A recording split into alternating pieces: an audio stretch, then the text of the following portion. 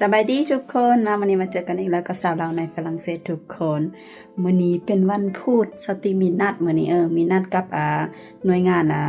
ประกันสุขภาพหน่วยงานสุขภาพแม่นบ่ CPM มื้อนี้มีนัดแต่อยู่ใกล้ๆบ้านเนี่ยนัด 11:00 นตอนนี้ 10:30 นสติสีย่างไป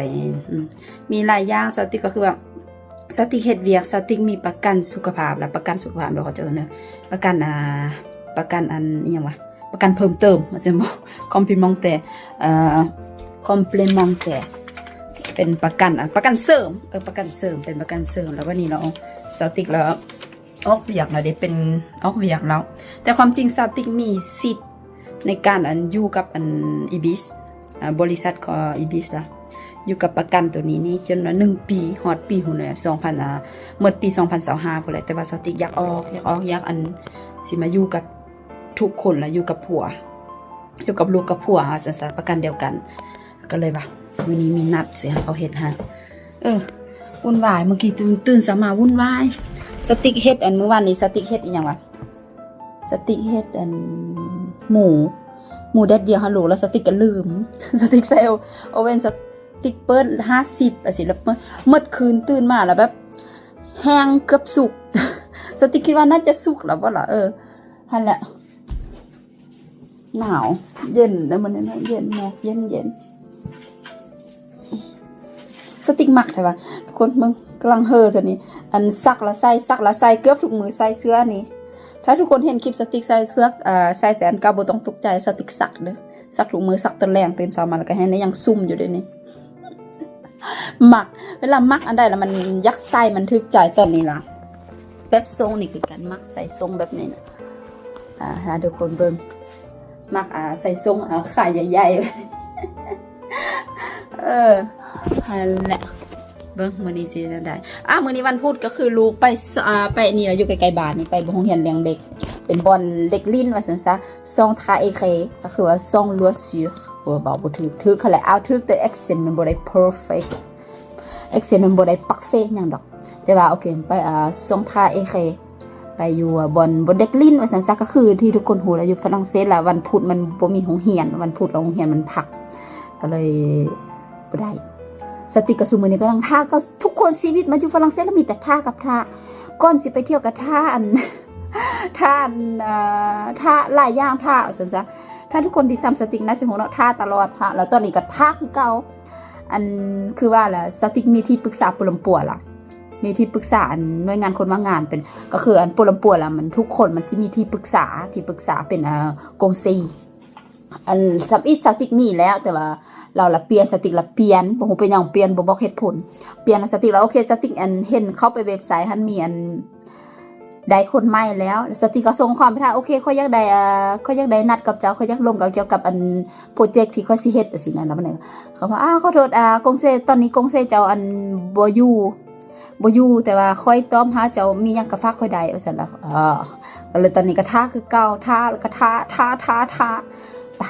เบิ่งสติกสิกินอีหยังเหาะแหะแล้วมันน่ะสิลองย่างไปเบิ่งย่างไปอยู่ไกลๆไปพาย่างไปเบิ่งหัวเบิ่งสภาพหัวยุงอยู่ไกลๆสติกมาตอนนี้ 11:00 นบ่แม่น 10:30 นแต่แบบบ่อยากไปนั่นน่ะไปงึงงักๆเนี่ยเบิ่งเมืองฟ้าล่ะทางนั้นล่ะฟ้ามืดกึบอยู่แต่อากาศดีอากาศแบบคือว่าล่ะคือที่สติกเคยเฮ็ดคลิปวิดีโอละแบบอยู่พี่ละเหือนเข้าเป็นสีฟ้าสีขาวสีแดงสีขาวสีเขียวสีขาวสีแล้วมันงามเป็นสไตล์เปบัสเป็นบานแบบเราบัดถ้าไปพุ่นละไปบนบานแม่ย่าสติกละไป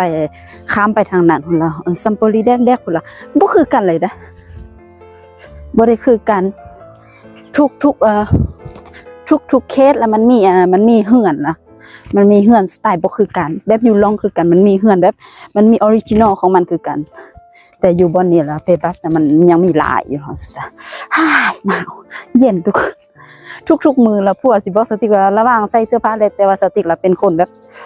คือว่าบ่มักใส่เสื้อผ้าหลายสินะแล้วก็เลยว่า เป็นคนแบบหัวแข็งได้บ่ฟังว่าหยังก็บ่ฟังแล้วบัดนั้นล่ะก็หนาว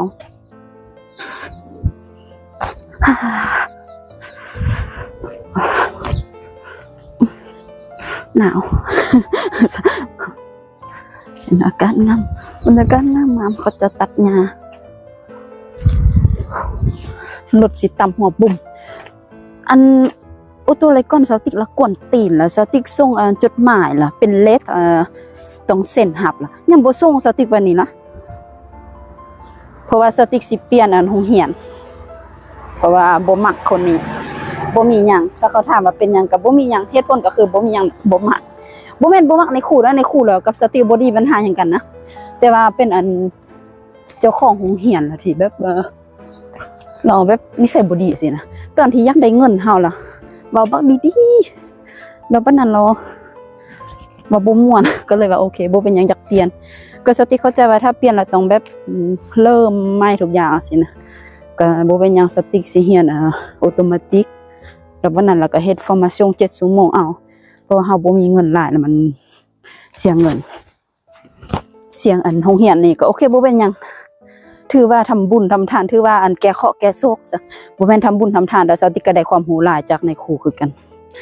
คือที่เคยบอกแล้วว่าบ่ได้มีปัญหากันในครูคือเก่าทุกคนว่าสิย่างซาๆแต่บ่ได้สติเป็นคนย่างแบบเพลินบ่เป็นเบิ่งละตอนนี้ละฮักก็10:30ยัง30นาทีอ่ะอย่าสิไปฮอดก่อน10นาทีก็สิบ่เป็นหยังติบ่อยู่ฝรั่งเศสแบบนี้แบบเฮามีนัดจะใส่เฮาต้องไปก่อนอย่างน้อยก็10นาทีสินะเพราะว่าเวลามันสำคัญสมมุติถ้าเฮาไปหาในหมอสิสมมุติว่าเฮาไปซาเราเขาก็เอาคนอื่นไปก่อนเฮาก็ได้ท่าอยู่หั่นเราท่าก็จำเป็นได้ท่าเพราะว่าเฮาไปซานี่บางทีเขาเอา1คน2คน5เฮาท่าอยู่หั่นเพราะว่าเฮาไปว่าเลยเวลากายเวลาเป็นเวลาเอาซั่นซะอันนี้เลยเป็นnumber 1ที่พัวสติกบอกสติกตลอดสำคัญต้องไปก่อนเวลาพออยู่ฝีเวลามันลูกสติกก็อยู่หั่นอยู่ไกลๆหั่นแหละตอนนี้สติกมีนัดอยู่เทิงแล้วลูกอยู่ลุมแต่ย่างเพิ่นๆอ่ะสิฮะคือเก่าแล้วทุกคนนะว่าสิเฮ็ดคลิปวิดีโอบ้านเฮือนเนาะเขาเบิ่งถ้าทุกคนเบิ่งแต่ก็มันก็คือเก่าเห็นบ่ก็เป็นแบบนี้คือเก่าหั่นแหละงามคือเก่ามาแบบบรรยากาศแบบอยู่พีแล้วเหมาะสำหรับคนที่มักถ่ายรูปเลยสติกแล้วนัดละทุกคนบ่มีหยังน้อยหยังก็คือก็มีแต่ได้ท่าคือก็ยังก็ได้ท่าหรือท่าทั้งเบื่อท่าจะเป็นชุบยาอีกตอนนี้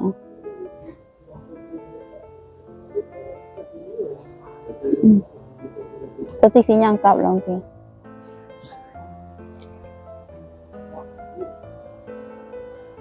เรามาเอาสติ๊กก้อน5นาทีบอกเบื่อแล้วคนยังก็ได้ท่าอยู่หรอก็เป็นสติ๊กบ่หัวบางทีสิเฮ็ดเวียบางทีก็สิบ่เฮ็ดนะบางทีสิอยู่กินเงินคนว่างงานก็สิบ่พอกินบ่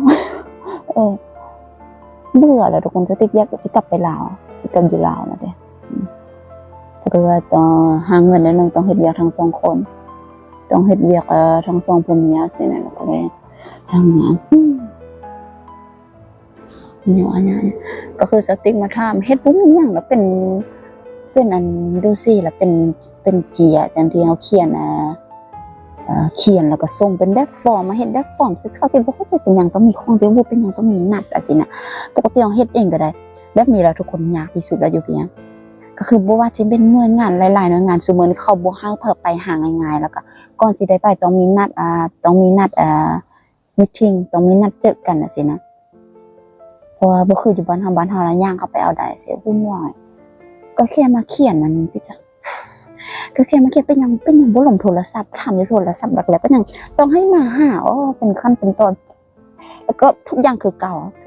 เลยคือเวลาอยู่ไปโอเคมาอยู่ปี1 2ปี3ปี4ปีโอเคเฮาบ่ฮู้หยังเด้อแล้ววันนี้นะสติกเราก็อยู่ปีกำลัง7 8กำลังเก่าแล้วบ่แล้วเด้อกำลังสิดิสคัฟเวอร์ว่ามันบ่เป็นตาสินะแล้วก็ตอนนี้สติกกำลังคิดบางว่าอยู่พีหรืออยู่พุ่นอยู่พีหรือว่าอยู่บ้านเฮาดีกว่าสินะเคยลงแม่ย่า ว่าสติกเดือนนี้แล้ววุ่นวายตั้งแต่กลับมาแล้วแบบเฮาไปเที่ยวเงินก็บ่มีสิเงินบ่มีแล้วก็หลายหน่วยงานหยังโง่เนี่ยจ่ายสาหยังสิแต่โชคดีที่มีแม่ย่าใจดีล่ะแม่ย่าคอยช่วยตลอดตั้งแต่สติอยู่นี่ล่ะแม่ย่าล่ะคอยช่วยตลอดมีหลายอย่างแม่ย่าช่วยตลอดแต่ละ